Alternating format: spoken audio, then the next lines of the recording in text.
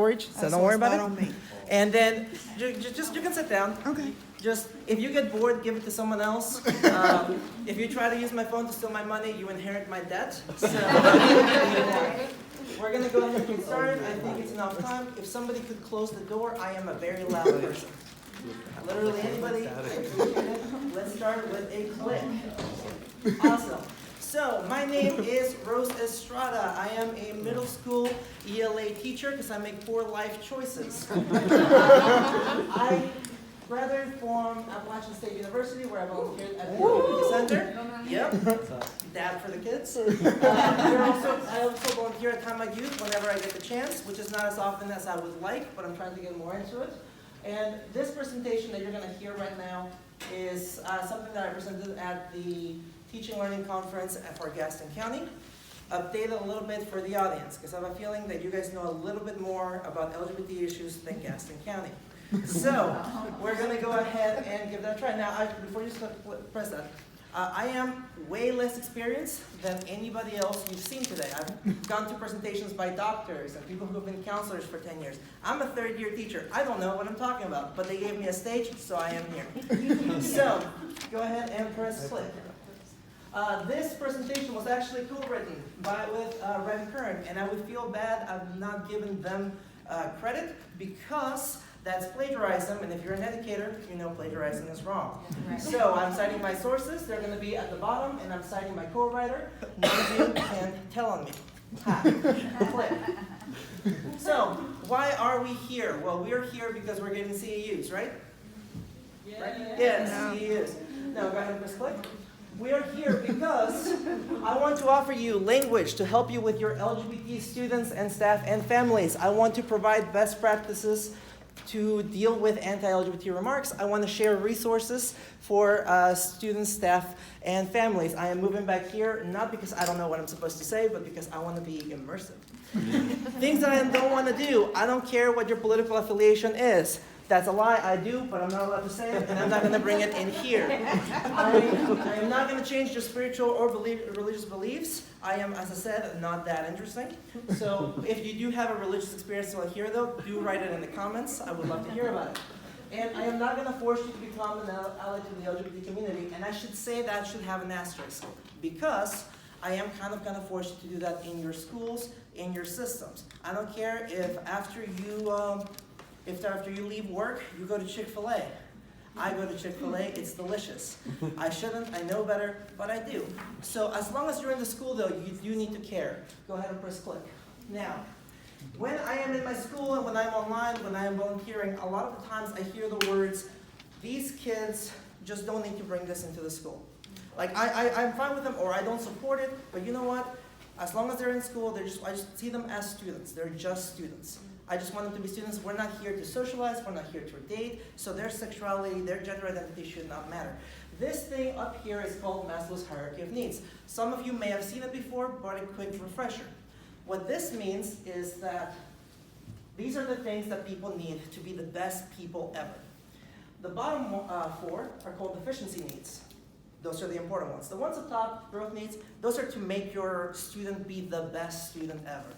If they've got everything and you give them the self-actualization, aesthetic needs, you make your classroom the coolest classroom.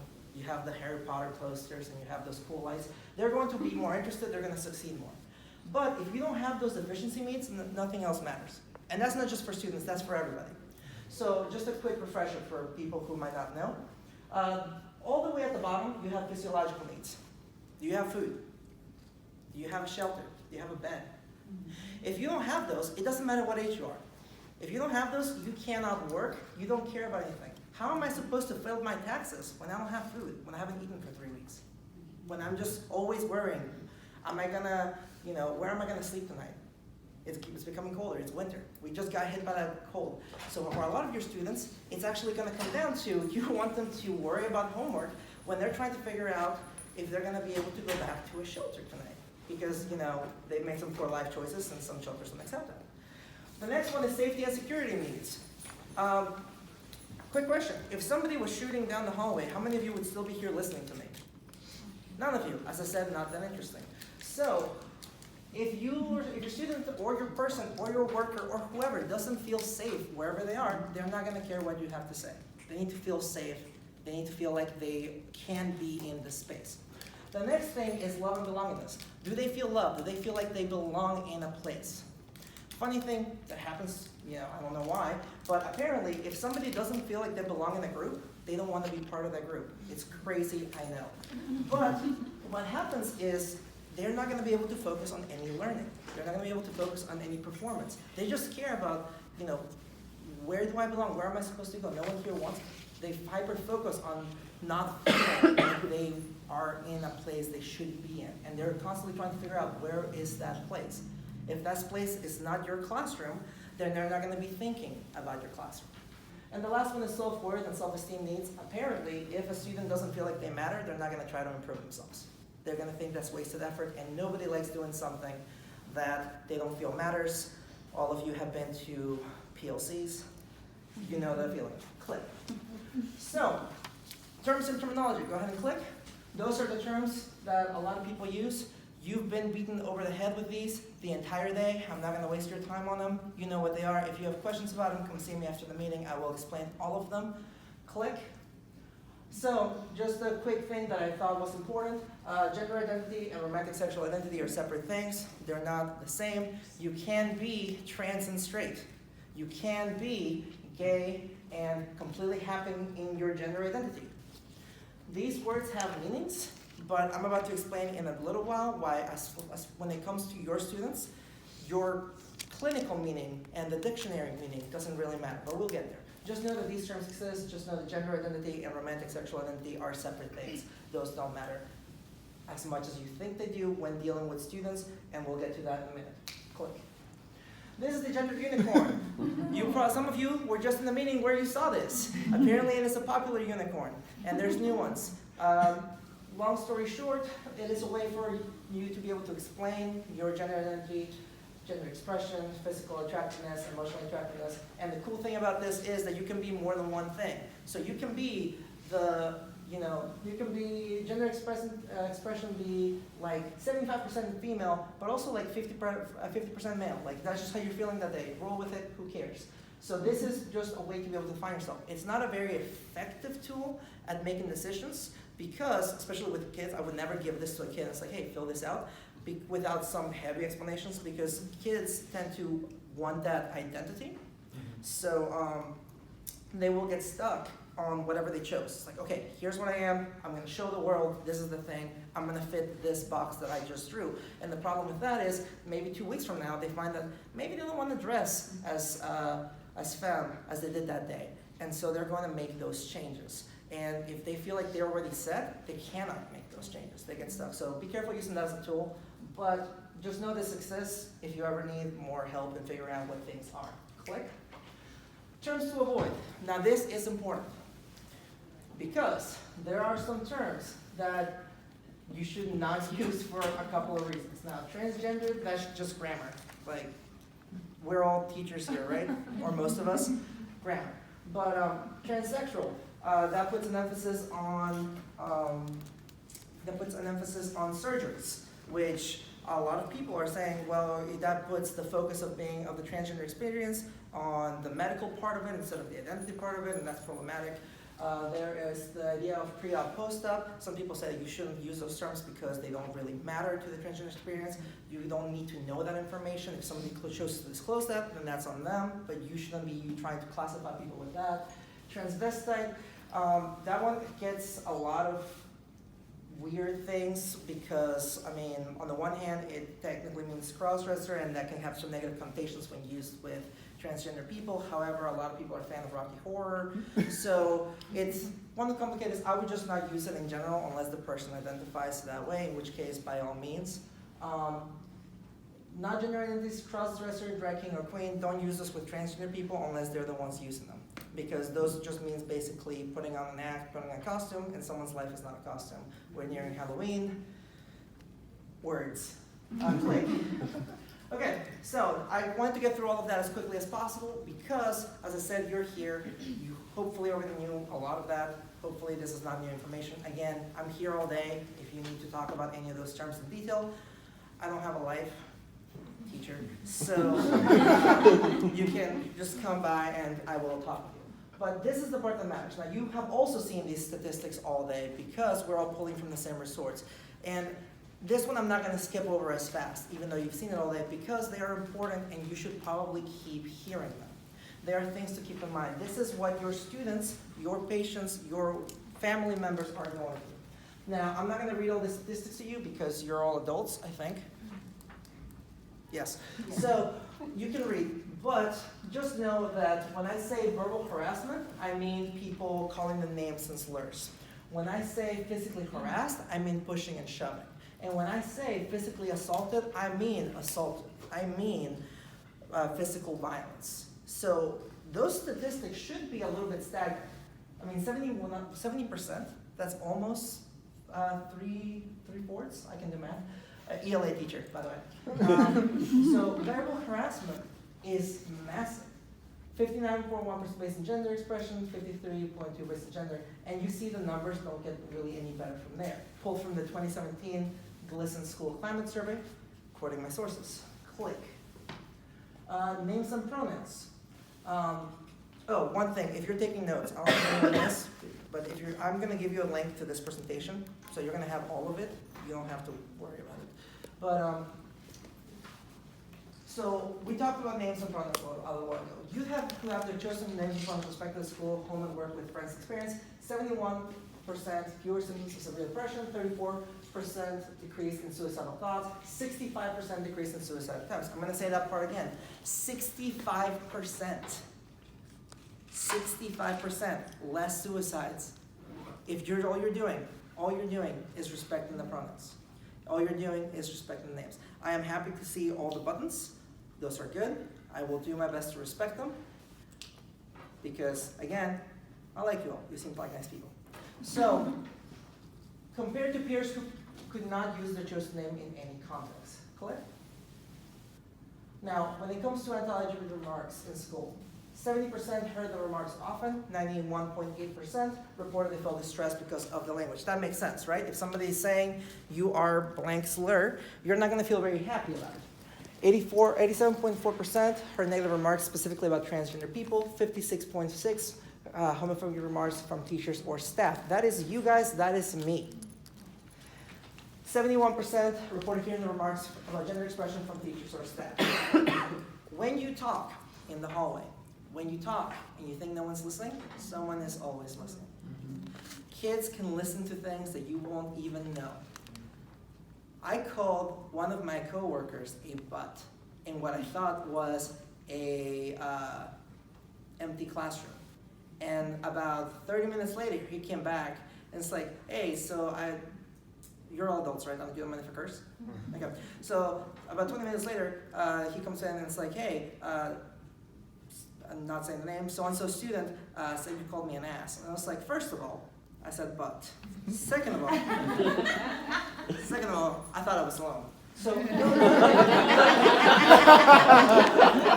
know that people are listening. And that makes a difference. I could tell you horror stories from some schools that I've heard. I've got friends, I graduated from a college in State of Said, great teaching college. I've got friends all over North Carolina who are teachers. I've got 3 friends who are trans teachers, like me. And the horror stories they could tell you about the conversations that we had. What was it? She is disturbing to look at, but that's why I don't talk to her. A teacher talking about a child. I just don't get it. That is a weird way to put something when talking about a child. So when you say stuff like that, even in confidence, people listen. And now obviously none of you would, you're here. The people who need to listen to this aren't here. So that means that you can't let that go because your silence is heard as well. If so-and-so, let's say I'm the worst teacher ever, and I say, oh, this student, I call somebody a fairy or something, and Kat is listening, then the student who heard me say it also heard Kat say nothing. So you need to keep that in mind. You need to be advocates for your students. Click. Transgender experiences in school. 42.1% of transgender and non-conforming have been prevented from using their chosen name or pronouns. 46.5% of them have been required to use restrooms misaligned with their gender identity. We're in North Carolina, I don't have to talk about this. 43.6 are required to use locker room misaligned with their gender identity. Now that is not only dangerous, no, hold on, backwards. That is not only disrespectful and negative for the reasons I've already talked, the whole suicide thing, but it's also dangerous. There was a study by the HRC in combination with the FBI that talked about hate crimes, and turns out that LGBT hate crimes are they're number 3 out of all hate crimes ever. And so putting a student in that situation, especially if they're out, is just inviting them to be assaulted. That is why those numbers matter. Click. Basically what I just talked about.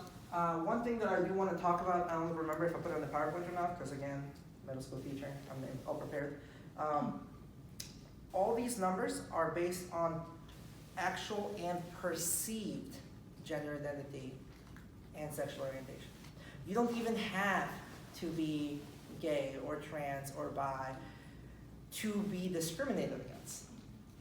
I mean, there was a news story recently about a cis woman who people thought was trans getting kicked out of the bathroom. Stuff like that actually happens. So these are what these figures are actually pointing to. Click. But it gets even worse. These are the figures. I just want you to look at the blue and the green. Those are frequently and often. The first one is how many students have avoided activities because they felt uncomfortable. So how many students have avoided school functions or extracurricular activities? How many students have missed days of school? We talked about how if they don't feel safe in your classroom, they're not going to be there. This is exactly what I was talking about. Click. 26%, only 26% say they always feel safe in their classrooms. Only 5% say the teachers are supportive. Only 13% hear positive messages. This goes beyond just saying, okay, I don't have anything against them, I'm not going to call them slurs. This means we need to be more positive. We need to counterbalance, because this is all that they're coming to the school with, regardless of what you're doing. You could just be the perfect little ally and just never say anything wrong, and still have to contend with this. So we don't need to just make sure that we're not stepping backwards, but we need to go forwards as well. What? So we're back to this. We talked about the Maslow thing. So that means that potentially you could have a student who is having identity issues and hears slurs and things from their family and from their friends and from everybody else all the time. So they're not getting that self-worth and self-esteem. Because they're hearing things from their teachers, they're not getting that sense of belonging. Because they're getting assaulted every day in your classrooms, in the lockers, in your schools, they don't have that safety need. And because, did I not put the homelessness one up there? I might have skipped while I was going quickly through the things, but homelessness, LGBT youth are 40% of all homeless youth, despite the fact that they only make up like 8% of the youth population. So because of that, maybe they, whatever, they don't even have the physiological needs being met. And all of those figures get worse when you combine them with other factors such as race. This is all about intersectionality, so I'm going to talk about it real quick. As we know, there is the school to prison pipeline. That's a thing that happens, where there's resource officers arresting kids who are misbehaving. You see it in the news. So that means that they're not feeling safe, and those people that are meant to be defending them, they're there to stop mass shootings, are being used against them. Now, thankfully, I can speak that at least in my school, that is not a problem. But the reason that I'm doing these things is because I know that my school is not the example that everyone's following. So race matters. I happen to be in the privileged position of being a bisexual, transgender, Hispanic immigrant. So like Fox News loves me. So I can tell you from the different aspects, when I was in 5th grade, I had a teacher who was very racist. I didn't know at the time because I just moved here. But I was dealing with stuff like that actually had I been more aware of what was happening, would have been really emotionally damaging. At one point she said, can anyone explain to me why the Mexican is doing better than all of you in English? I thought it was a compliment. But yeah, had I known what was happening, that would have been damaging. So then you have stuff like that being coupled with the harassment on gender expression, which been with the whole, right now, the political climate. Some people have some very strong opinions on immigrants.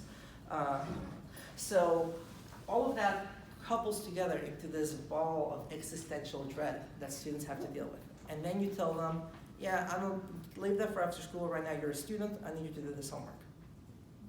If somebody told me as a teacher, like, hey, I know the Supreme Court is deciding whether or not we get to fire you right now, but I need you to like not worry about that, focus on this, I'd be pretty upset about it. And I have like the skills to not cuss someone out most of the time. So, click. So what can we do about it? Oh, that was the thing. Nothing exists in the vacuum. 4 out of 5 LGBT youth of color experience racism. 86% say that racism has affected their lives. 1 in 5 thinks about racism every day. Only 11% believe that their racial or ethnic group is run positively. The big takeaway of there is that I talked about it in order, even though I didn't see this PowerPoint slide. Yeah. Okay. Okay, so what can we do about it? Well, there's plenty that we can do about it. And I know that this conference, at least for me, has seemed like a big downer because there's been a lot of these statistics and a lot of, it's draining, it's soul-sucking, especially if you are one of the minority groups that we've been talking about. But there is hope, I promise you. Otherwise, I wouldn't be doing this. So, intervening in bullying behaviors, inclusive curriculum, honoring names. Wait, I think I skipped one. There should have been another.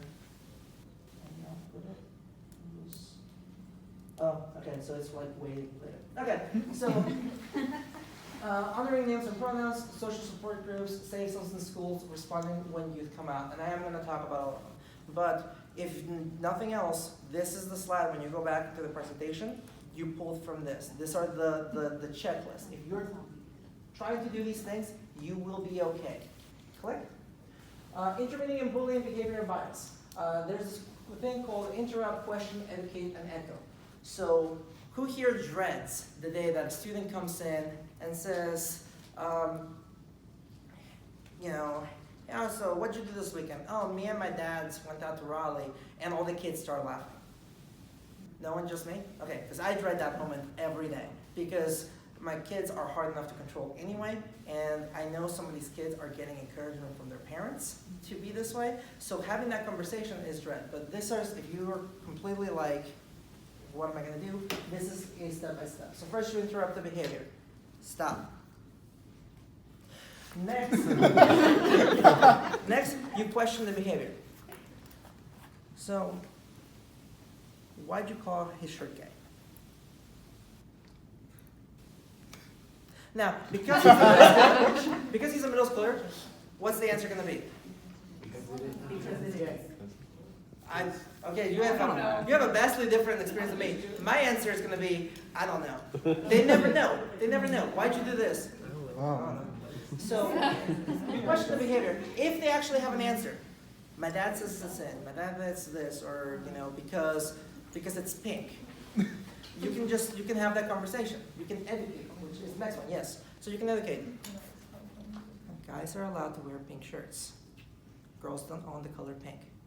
You're going to be okay. But if they say, I don't know, you can educate. Well, just so you know, that can be very hurtful. You know that the shirt doesn't have a gender. You're what's the word? You're misidentifying the shirt. If anything, the shirt's not my name. So you educate. And then the most important part is you educate. So here's the thing. If I make that intervention and I stop and then I pull, I don't see a name tag. You're being a very bad student. It's right there. Andrew. If I pull Andrew and it's like, hey, are you okay? You're good. Okay, whatever. And then I talk to the kid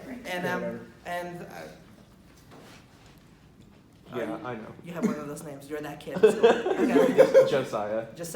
Okay. So then I talk to Josiah and I was like, okay, stop that. And then Josiah goes to the next teacher and then calls his shirt gay again. And the other teacher is like,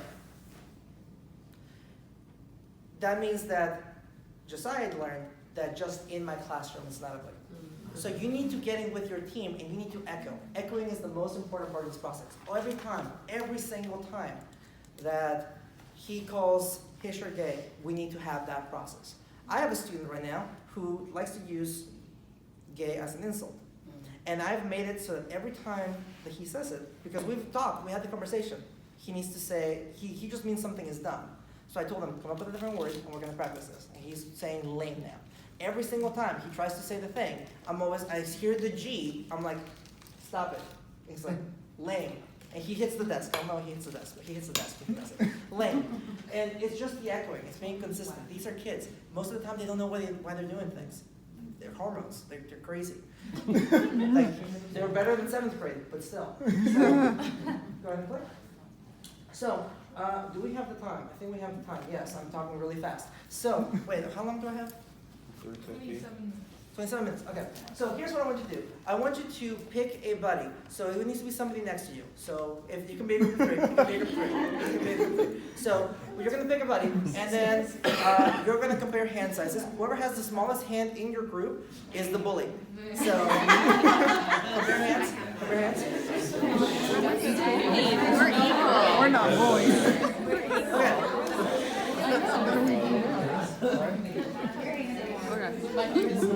I'll be the bully. You're holding the camera.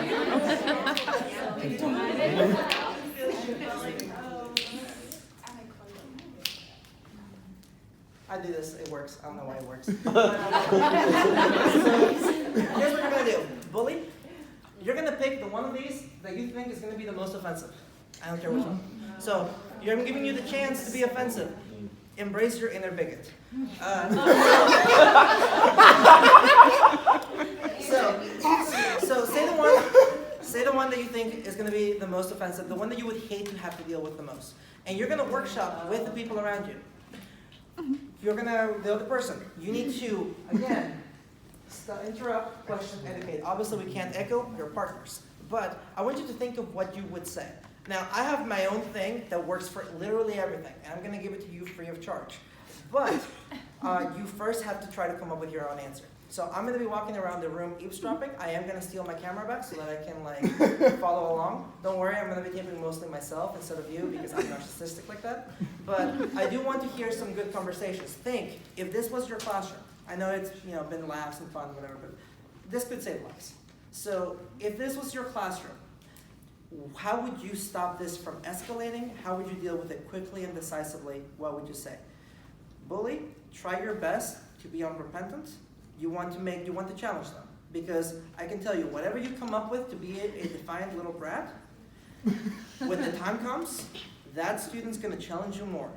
So I will give you, let's say it is 2:25, I'm gonna give you, let's say 2 minutes to work your best. I'm gonna eavesdrop, go.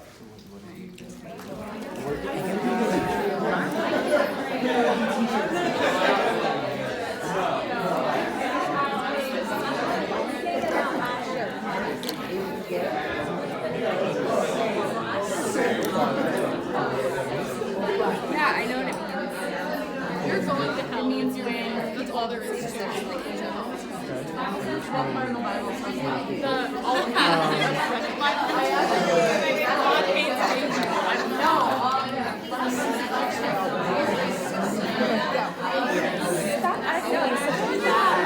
Wait, stop. I didn't remember that part. I'm curious. What do you mean by acting like a bag? It's not on TV. Yeah, no, that's really good. Well, just so you know, saying acting like a bag, like thinking.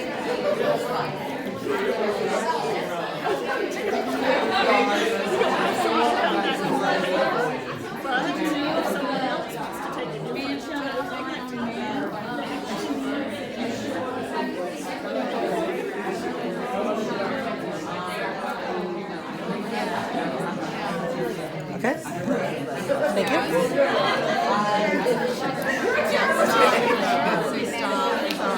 Why did you say that? I don't know why that works.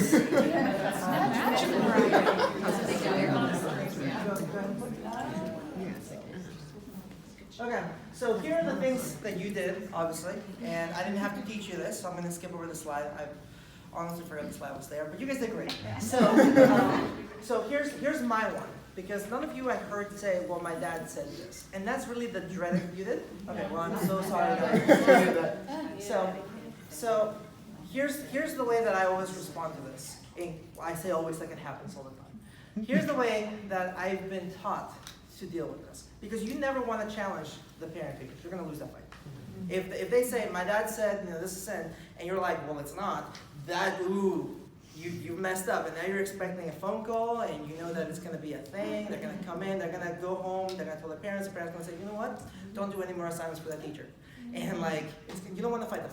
So what you say instead, or at least what I said instead, you have great suggestions. What I would say is, we don't do that here. I'm not saying don't be, homophobic at your house if that's your culture. Obviously, we don't want that, but you're not going to win that fight. At least not that way. You can win it through other medias we're going to talk about, but for the moment, to stop the behavior, we do not do that here. It's not an argument. I'm not saying you're wrong. I'm just saying in this classroom, in this school, in this community, we just don't do that. And it works for literally everything. A kid is picking their nose, we don't do that here. So, inclusive curriculum, go ahead and click. You're doing good. Okay, so I went to a PD actually on racial inclusivity. And I found this graphic, so I stole it. But the thing is down there, so I'm not stealing, and I told you where I got it from, so we're good. And this is Diversity in Children's Books in 2015, and there are graphics showing you the number of new middle school, high school, like young adult books being made for each demographic. 73% of all the books published in 2015 were about white protagonists. 12% were about animals or trucks or other personified things. 7.6 were about African and African Americans. 3.3% were Asian and Pacifics in all those groups. 2.4 is Latinx. 0.9 American Indians, First Nations people. And if you're good at math, where are my math teachers? None of you. Okay, that's fair. If you combine all of the minority populations here, it is less than the animal group. So that means that we published more books with protagonists and sentient animals and trucks and cars and spoons and chairs than we did all these living people who we teach. And it gets even worse than that, because what that PD talked about that I couldn't find a way to put into a graphic is that when we do have those, when we do have those groups represented, it is always in a very specific light that doesn't always reflect their students. Who here thinks that they have good, books about African American students that they might be able to reflect themselves with? Wow, the situation is dire. Okay, so I actually have, I think I have like a whole little section that's like maybe 12 books in my little library. It's not much, but it's what I could find. And I was very proud of myself going into this PD that I was going to go to, and I was going to say, like, yeah, I went out on my way to find these books. And then they had the conversation about how kids might be reflected in those books. And I noticed that before as I was raising my hand to brag about my books, that they were all about kids with no dad who were struggling in the streets trying to work on themselves. And my mind immediately went to two students who were my highest performance, who are actually pretty rich because they just are. Their parents have nice jobs. And if I told these kids who happen to be African American kids, hey, I've got a book that you might like, and I give them this this book about a kid trying to escape gang violence, they're not going to reflect themselves in it. Why do I bring that up? Well, obviously LGBT populations aren't on there, but because of course they're not, 2015. But even when they are, who here has heard of the Bury Your Gay strip in media? That is, no, only two hands, so I will talk about it. If you ever watch a movie with a gay character, that character has like a 75% chance of dying. Like a highly, they either die or whatever, or if the story is about them or they have them, it's about their struggle, right? It's about how hard it is and to come out. It's always a come out story. Where are the stories about the trans character who just works at the bookstore and they have the best friend, or they go on magical adventures, and They want to drive, they want to be a basketball champion, but no one lets them be a basketball champion because they're short. Like, like those books don't really exist, and that's a problem. Now, I say they don't exist, they do exist. They're just really hard to find. One of the resources I'm going to give you, when I finish this, is called the Rainbow List. It's put together by the American Library Association. And you are able to, they put it up every year. It's just books. They have descriptions for any like middle school, high school level. And it shows you what they are. They give you a description. So you can find some more diverse books. We need to stop showing kids that the only thing their identity goes to is struggle. They're learning how to be people from books. That's what books were originally meant for, training manuals for people. And if all you're telling them is, you're going to suffer and 75% of you are going to die, that is going to go really badly with the whole, yeah, I know. That's going to go really badly with the whole self-actualization thing. Not even so we talked about, so inclusive and curriculum. Obviously books and media in the library, like we talked, buy books, request books. My library only had 6 books last year. They have 12 books this year. Is that enough books? Probably not, but I'm making progress. You can do this too. It starts little. Be proud of the 2 books that you managed to buy and the 3 books that you managed to get your county to buy. Figure that out, make those steps, because once you have those books, you keep those books. Unless a kid wants them. And if they're stealing books, then they probably need them. I would just get more books. Inclusivity within the discipline. Who here teaches World War II? The one person. Okay. What do you know about Alan Turing? I know that he was gay and that he cracked the Turing code, the Enigma code. Yeah, and he cracked the Enigma code. How many lives did he save? Millions. Millions. Do you talk about it in your history class? Yes. Awesome. The rest of you need to. So, the whole idea here is you can find fiction, nonfiction, articles, things like that in your curriculum. If you teach math, which none of you do, so like if you're a math teacher watching this after the fact, like talking to you, let's get as elementary as possible. Tommy has 7 apples, and his husband stole 3. How many apples does he have? Is it small? Is it an almost insignificant amount of effort? Probably, but it's going to change a kid's life. And it's going to start conversations. Are you going to have to deal with, you said 2 dads? Like, maybe. But is it worth it? Yes. Because that you're showing open acceptance. I think this is okay enough to say in a classroom. And what I have found, because I get away with a bunch of really stupid crap in my school, is that if you're doing it for a good reason, and you're covering your bases, you're doing your job. If you're doing it for a good reason, and you don't make it a big deal, it won't be a big deal. I was terrified that I was gonna cause some problems wearing this every day. This is my school ID.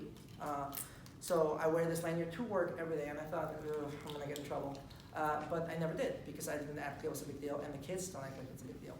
And some of them noticed. I've got some students that saw the bracelets. It's like, hey, I saw this bracelet. Can I talk to you about this? Or, hey, I really like your trans pin. I'm trans too. And they hadn't come out to anybody else. And I'm like, yeah, sure, let's talk about it. Where'd you get it? It was a gift. Can you get me one? It was a gift. So stuff like that matters. Computer access to LGBTQ content.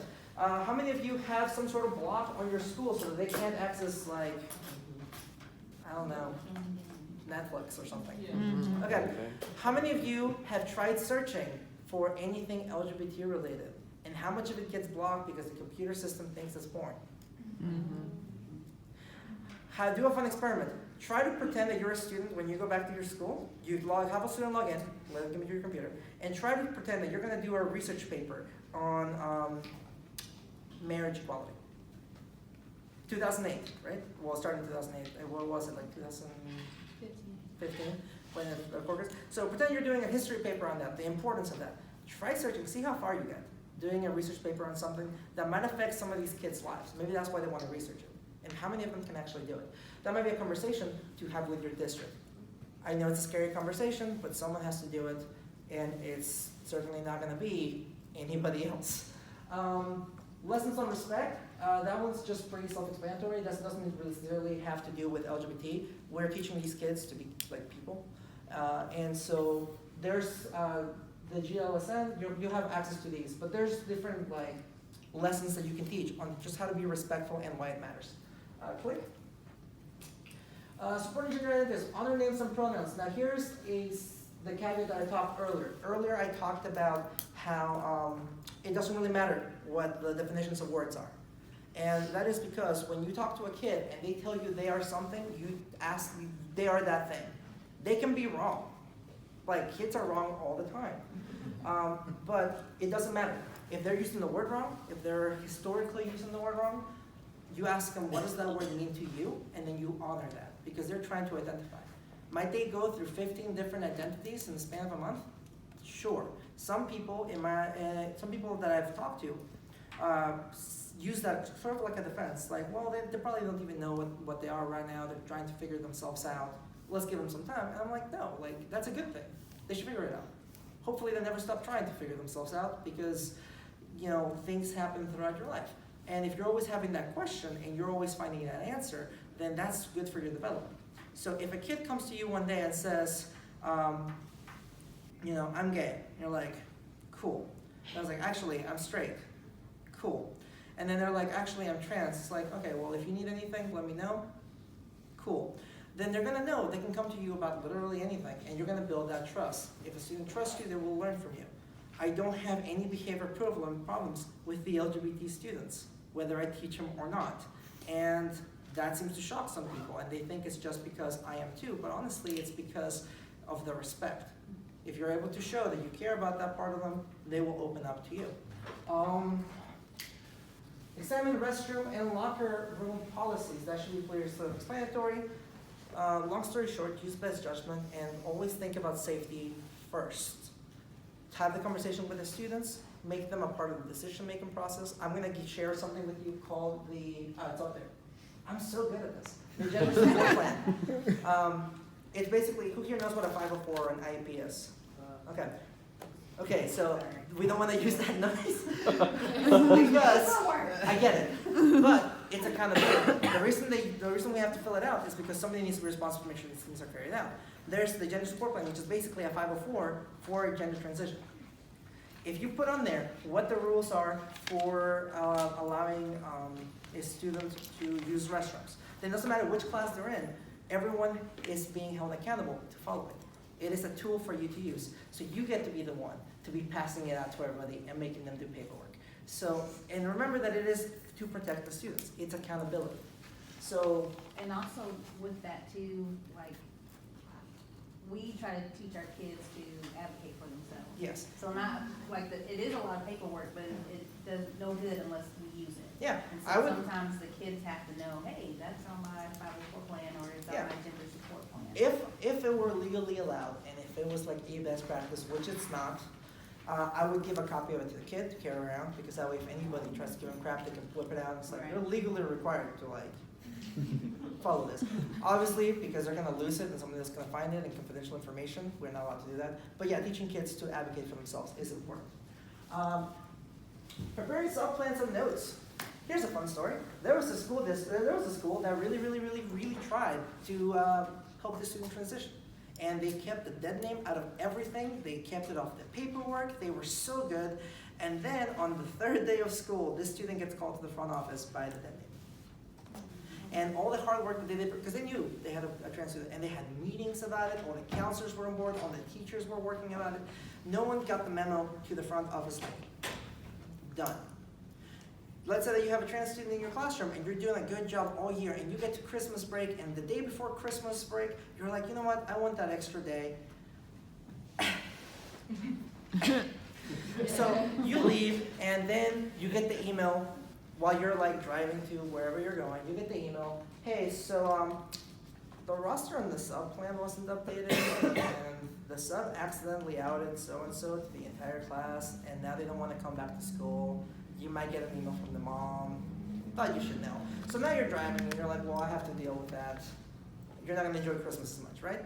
So stuff like that you don't think about. You wanna make sure that you're constantly thinking of those loopholes.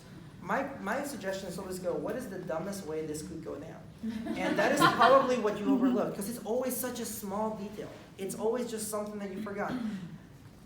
What I would suggest is, like, you know how you can leave notes like, hey, if the dad of this parent shows up, call the police. Like this parent's not allowed to pick up the student.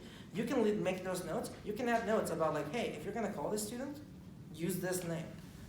Cover your bases. The last thing you want is to do a year worth of hard work and then have it be undone because you forgot to take a box somewhere, okay? So that's what that comes about. Enforce confidentiality. You don't have to out your students. There is, I looked, there is no law that says you're legally required to out your students. Now, there are some best practices that say that maybe you should involve the parents in the discussions of certain things, but you are not actually legally required to, if a student comes out to you, immediately go and tell the parents. Now, there are a lot of considerations. Counselors can talk to you more about that. I would reach out to them. Use the guides that GLS, whatever it was, the acronym. I did not go with acronyms. The HRC has plans. GLSEN, yes, has plans. Time at Youth has resources. So use those to advocate for your students.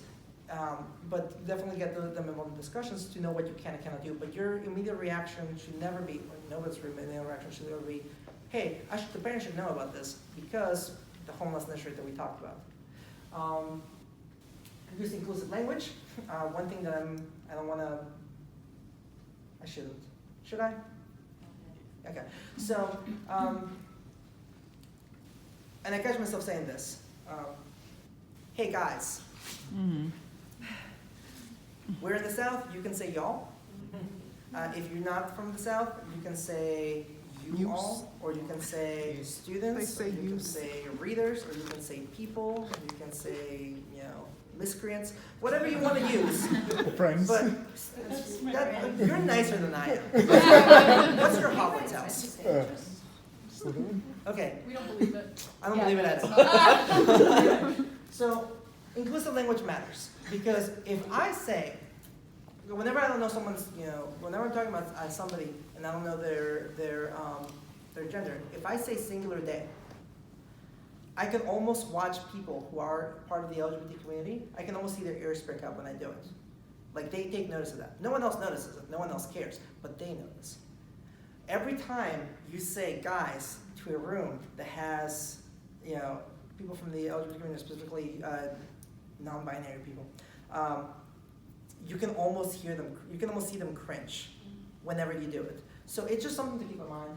Examine policies, dress codes, busing, dances, superlatives. I am currently in, I'm not gonna win that fight. I'm not gonna try that fight. But I'm trying to figure out how to get rid of the whole homecoming king and queen. I'm trying to figure that out. I'll let you know if I ever figure it out. But these are staples that have always been around, and there's always a workaround. I figured one out for dress codes. There was a student in a different school, because again, my school is awesome. There was a student in a different school who had been male presenting the entire year, wore a dress. And the teacher decided to call the mom, be like, hey, disruption, the dress code it's a disruption, needs to change. I'm gonna call the mom. And the mom, are you aware that your child's wearing a dress? I bought him the dress. Okay, and but that could have been really, really disastrous. And so examining that moment, a lot of dress code policies say it cannot cause a disruption. And I had a student who was female and wore jeans and a t-shirt every single day. And I had another student who was also female who wore random crap all the time.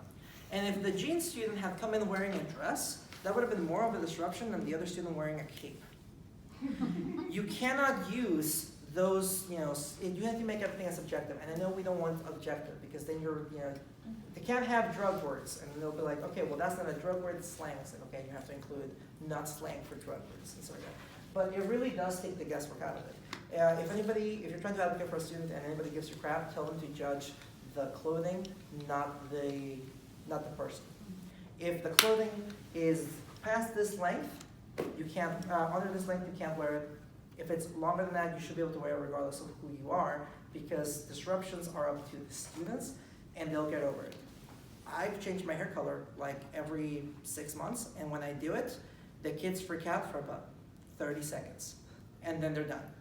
I teach sometimes wearing a costume, like the cloak and medieval wear and stuff like that, and I set up a fake campfire in my classroom for Edgar Allan Poe month, and they care for about 2 minutes, and then they're done. they'll get over it. So have those conversations, advocate for your students. These are just, and by the way, all of that I'm saying right now are just best practices and guidelines. Just kind of add with the inclusive language, Yeah. also consider like when you, this might be more elementary or even middle school, when you separate groups, not to That's a separate good boys one. and girls, or Yeah. homeroom, all girl homeroom, or, you know. Yeah, I was shocked. situations like that. I was shocked by how many teachers have a male bathroom pass and a female bathroom pass. I'm like, I'm gonna let one of them out at a time because I don't trust two students in the hallway. So that's a thing. A couple years ago, there was a thing on the bus where like they separated them by gender. And I get it, you know, but I mean, gay people exist, so the reason they were splitting them up doesn't really, but whatever. I get it. So, yeah, especially stuff like that. You never, you do like, if you need to separate class into two groups, never do boys and girls. Do like, birthdays, like if you were born before July over here, if you were after July over there, if you were born in July, stay seated, something like that. So you get the idea. Quick. Am I doing good on time? Coming out. Students might come out to you. You need to be supportive. Here's the main thing. Listen. Don't just immediately assume. Oh, that's later. Okay. Assure and respect confidentiality. Let them know that unless somebody's dying or somebody's about to get hurt, you don't have to say anything to anyone. Now, obviously, you are a professional. You're going to make those distinctions. You definitely, depending on the situations, might want to alert the counselors because this student might be dealing with stuff that you need to bring them in. You might want to let the principal know. Now, I'm not going to say you definitely have to. You know your students. You know yourself. It is technically a best practice, but there are those exceptions where you need to like toe the line very carefully. So just wanted to let you know that that's a thing. Clarify what level of confidentiality they want from you. So make sure that they know, that you know what they want. There's a student who has come out to me that they're trans, but they don't want to be out to the school. So if I suddenly corrected somebody misgendering them, I would be the jerk in that situation. I would be the one doing damage. So make sure that you know what they want from you. They might just be happy, like they may be like, hey, I'm trans, but I'm okay with, you know, everyone thinking I'm this gender identity. Just thought you should know, and then just leave it alone. Or they might say, hey, I need, you know, some advice on dealing with my mom, and then you get the counselors involved and figure out those resources. They're gonna tell you what they want. Kids are needy, and they know they're needy, and they actually know what they want way more than we give them credit for. They know what they need way more than we give them credit for. Don't assume to know what this person's experiencing. Everyone's different. Don't stereotype. That's basically what that comes down to. Thank them for trusting you. That is the most important part because, well, the second most important part, because they just did something extremely brave, and they need to know that you recognize that. Again, that's building trust. Thank them for trusting you. I already said that. Be supportive, but don't assume the person needs more help or is struggling. Do you need it from me? I'm just all over the place on this slide. Let's go ahead and just move on. With the coming out, Yeah. CMS doesn't allow you to out them to the parents. So I'm a counselor in the school, and I legally cannot out them. And like one of our APs like really struggles with that, but like legally she can't out them either. Yeah, and by the way, all of the things that I'm saying right now should come with the caveat, like, this is gonna be a team effort. You are all amazing people because you're here listening to me, but there is the chance, I'm not gonna call anyone out, that there's a chance that you might not be able to solve all the world's problems on your own. You might need some help. So make sure that your principals, where appropriate, your principals are involved, the counselors are involved, because if anything else, you want everyone to be on the same page, right? With the echoing thing that we talked about. If a student is being allowed to use the restroom in this and not in that, that causes those problems as well. And the other kids notice when there's those inconsistencies, and they're gonna make a bigger deal out of it than the conversation would. Confidentiality, third plus thing, I'm not a legal expert. I just know that it's protecting you from for protecting them. So if anyone tries to challenge you, why did you not call the parent? Third plus thing, you can use it.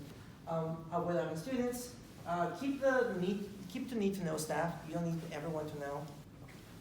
You know, the bus driver for, you know, that they don't drive to might not need to know about it. So if they're a car rider. So check with admin support staff before calling home. Always do that. Always do that. Because maybe they already had a conversation and they know the parents are not going to react well to you calling. And let them do that. They make the big bucks. Go ahead. Gender and sexuality alliance. Have them if you can. I know that there was a grant passed in some counties recently that is allowing more of those. I would definitely look into that.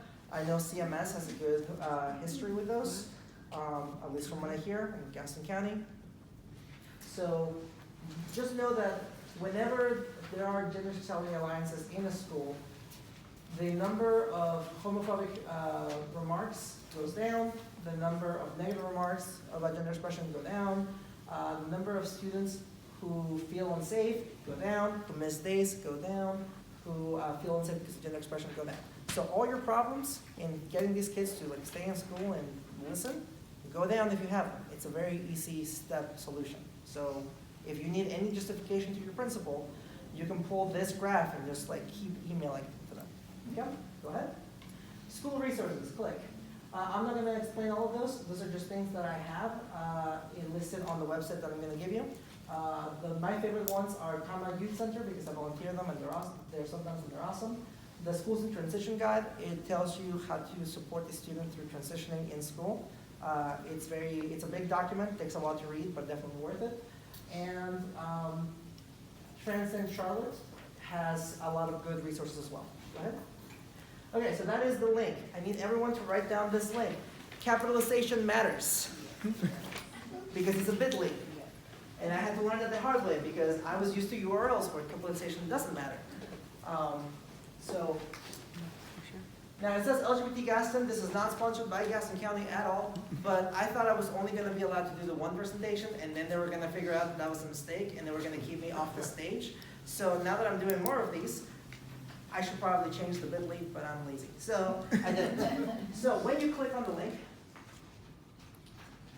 actually escape. When you click on the link, it'll take you to this website. This website, am I still good on time? Yes, I'm almost running out, but I did really good. So teaching LGBT students.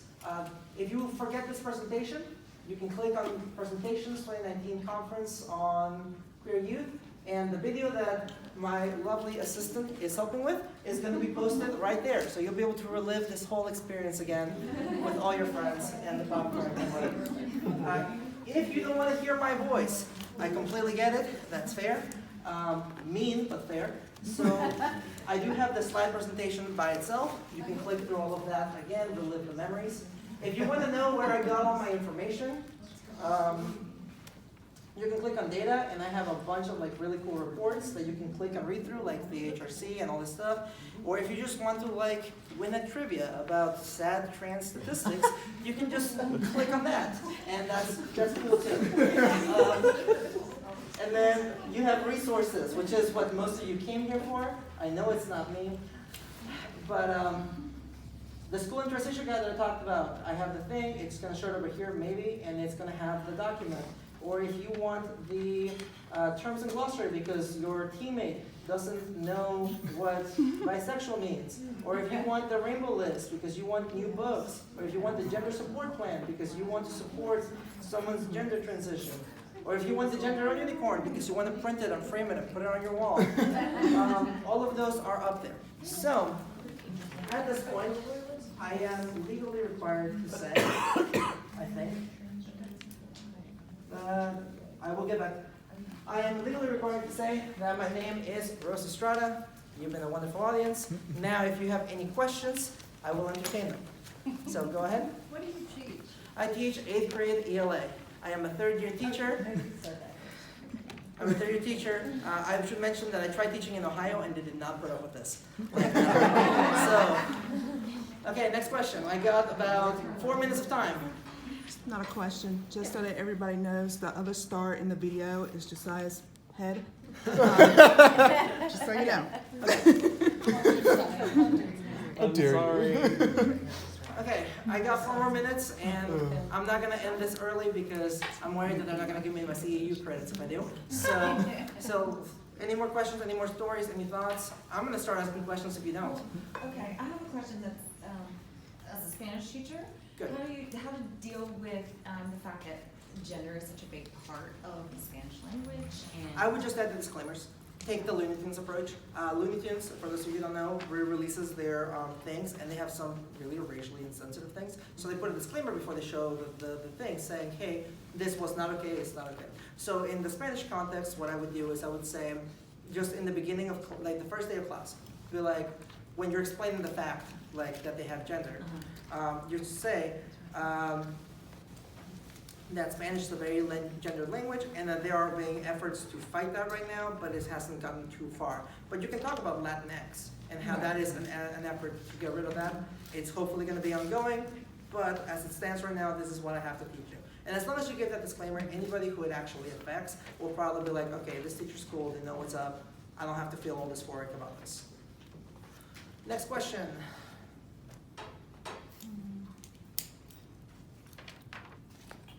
Not a question, but I really appreciate what you said about the book diversity. I'm a high school librarian, and I think I have a pretty good LGBT collection for the size of our library, but I haven't really thought about it in terms of how many of those books are dealing with LGBT struggles and how many just have LGBT characters who are just like, you know, regular.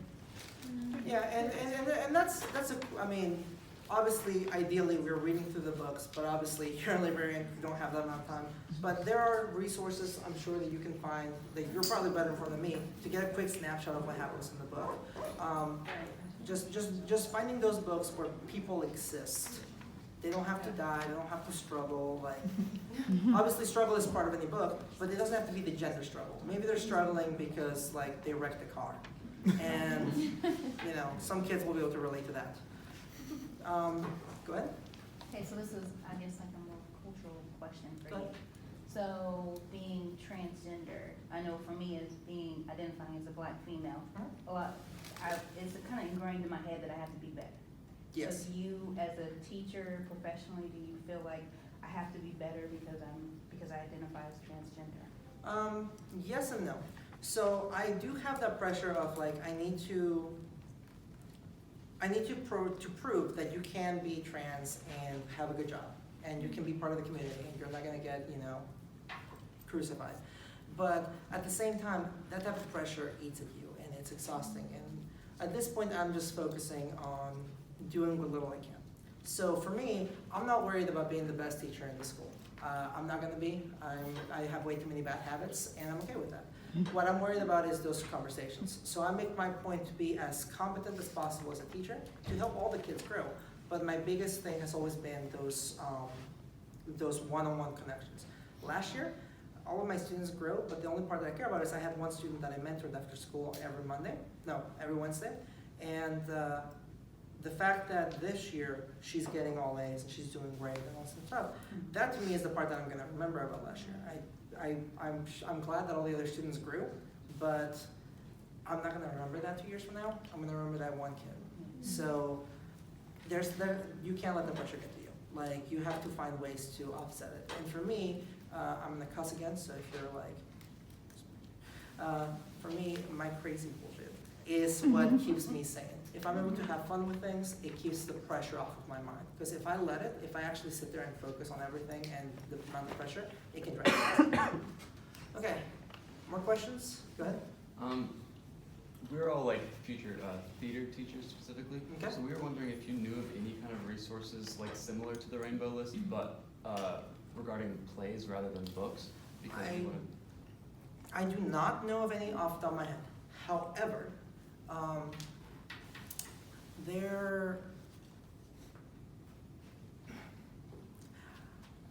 I would check honestly with the Librarian Association as well, because certain associations deal with every type of text. And technically speaking, plays and theater is text. So you might be able to find something that way. Worst case scenario, if you're teaching theater, gay up the place. I mean, think about Hamilton, most successful play of all time. Race switched a lot of the characters, and that was what made it inclusive for a lot of people. That's part of the phenomenon, is the fact that they proved that people are people regardless of race and in all work towards the experience.